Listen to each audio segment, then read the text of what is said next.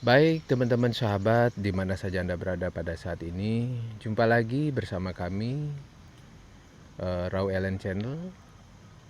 Semoga Anda saya jumpai dalam keadaan sehat walafiat, tidak kurang suatu apapun, dan tetap dimurahkan rezeki.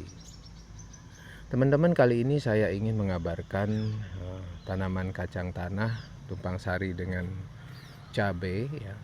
Ini sudah memasuki usia yang ke 80 hari. 80 hari itu berarti kurang lagi 10 hari untuk mencapai 3 bulannya atau 90 hari.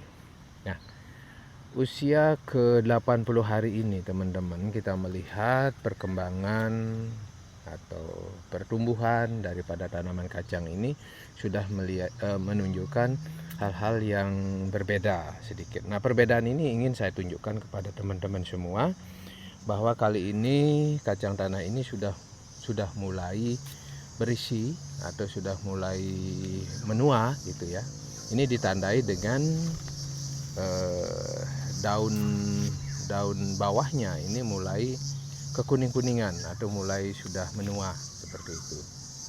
Ini saya tunjukkan satu pohon yang sudah menunjukkan perubahan warna terhadap daun. Nah, seperti ini teman-teman ya. Jadi daun bawahnya ini sudah mulai tampak kelihatan menguning begitu. Bahkan ada yang warna kecoklat-coklatan. Ini pertanda bahwa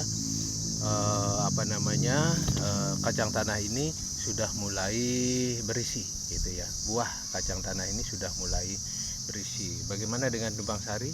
Nah, kita lihat juga cabai yang ada di sini juga sudah menunjukkan tanda-tanda berbunga dan berbuah seperti itu ya. Jadi kelihatannya masih agak sulit kita memandang gitu karena cabai ini masih rata-rata sama tingginya dengan kacang tanah ini. Baik teman-teman, kacang tanah yang sekarang sudah mulai menua daunnya ya, sudah menua, ini pertanda bahwa kacang tanah ini sudah mulai tua ya, sudah mendekati untuk bisa dipanen. Kurang lebih lagi seminggu atau lagi 10 hari ini kacang tanah ini sudah bisa dipanen. Baik teman-teman, di usia yang ke 80 hari ini kacang tanah ini sudah menunjukkan tanda-tanda menua ya. Di beberapa tempat ini terutama pada daun di bagian bawah teman-teman ya, kita saksikan, kita lihat bahwa daunnya sudah mulai menua. Ini pertanda bahwa kacang tanah ini sudah mulai berbuah ya. Tapi kita menunggu waktu yang tepat karena bagian atasnya di sini tampaknya masih subur, masih kelihatan hijau ya, artinya masih terjadi pembentukan buah yang lebih optimal lagi. Cuman sudah memberikan tanda-tanda bahwa kacang ini sudah mendekati tua. Di sisi lain teman-teman ya, kalau kita melihat cabai ya, kalau secara umum kita cabai ini tidak terlihat ya. Tapi kalau kita lihat secara khusus, ini cabai-cabai juga sudah pada berbuah ya teman-teman ya. Jadi usia cabai berbuah itu juga 90 hari. Ini cabai ganja ya, cabai rawit hibrida yang F1-nya.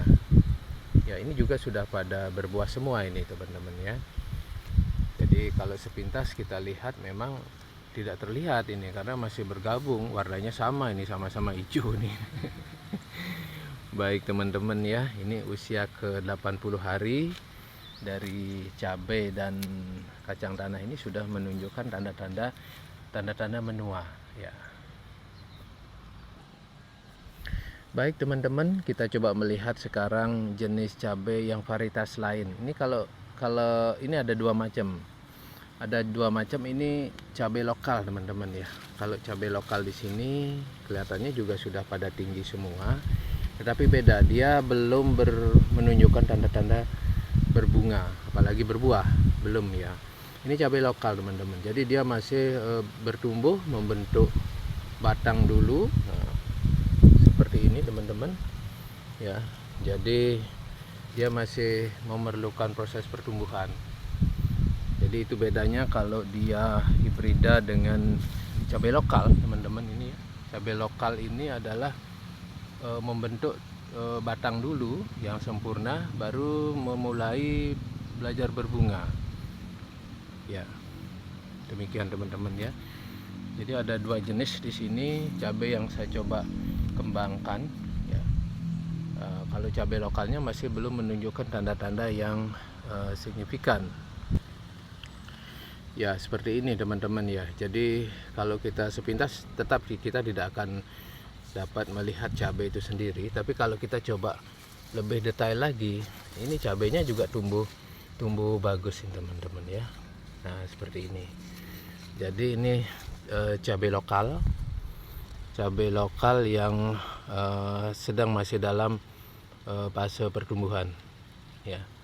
Jadi kalau cabai lokal kelihatannya seperti ini. Jadi beda dengan cabai rawit hibrida.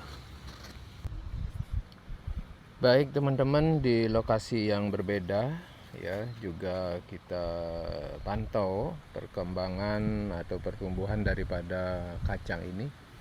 Juga sama teman-teman, di usia yang ke-80 ini sudah pada menua semua ya. Jadi daun-daunnya kalau saya dekatkan begini, terutama yang di bagian pangkal ini ya, bagian pangkal ini sudah menunjukkan daun-daunnya sudah mulai menua ya. Jadi sudah kecoklat-coklatan, kekuning-kuningan seperti itu. Ini sudah mulai pertanda bahwa kacang tanah ini sudah mulai menua. Namun secara optimal pengisian buah di sini belum optimal ya, belum optimal, sehingga masih memerlukan waktu lagi seminggu atau lagi 10 hari seperti itu. Ya ini di tempat yang berbeda teman-teman ya. Namun usia anunya sudah sama. Ini kelihatannya saya masih kekurangan sinar untuk mengambil gambar ini karena saat ini kondisinya mendung teman-teman ya. Di daerah-daerah hujan seperti ini memang saat-saat sekarang ini di bulan Februari akhir padahal ini kita menerima curah hujan yang sangat tinggi di sini. Justru melebihi daripada kebutuhan tanaman modal sayur-sayuran seperti kacang tanah, kemudian jagung, cabai. Ini kelihatannya agak over sedikit airnya seperti itu karena curah hujan kita pada bulan ini untuk saat ini sangat tinggi teman-teman ya. Baik, coba kali kita lihat mendung di atas teman-teman sudah mulai tebal. Sebentar lagi pasti akan turun hujan. Baik teman-teman, sekarang ini kondisi cuaca sudah mulai tidak bersahabat rupanya ini. Kalau kami ngambil gambar ini dalam situasi mendung teman-teman. Jadi curah hujan untuk saat ini sangat tinggi.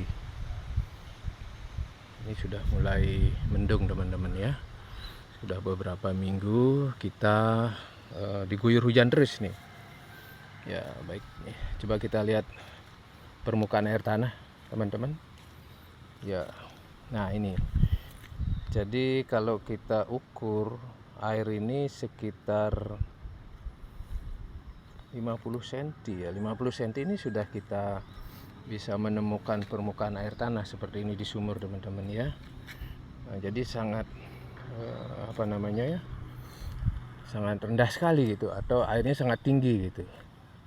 Nah kalau lihat dari beberapa hari lalu ini pohon-pohon pada tumbang ini karena daya cengkram daripada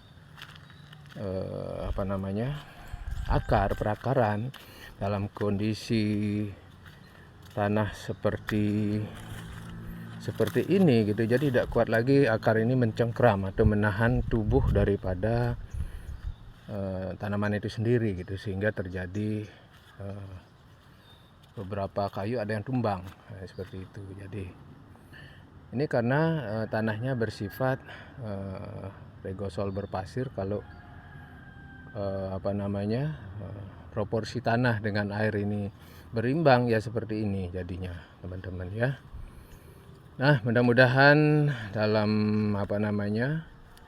mengelola budidaya pertanian, ya ini bisa mempertimbangkan beberapa hal, teman-teman ya.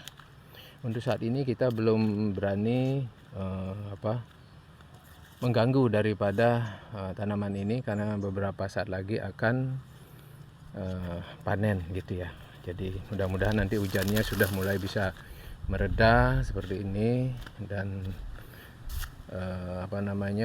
kayu-kayu ini akan segera kita bersihkan atau kita singkirkan.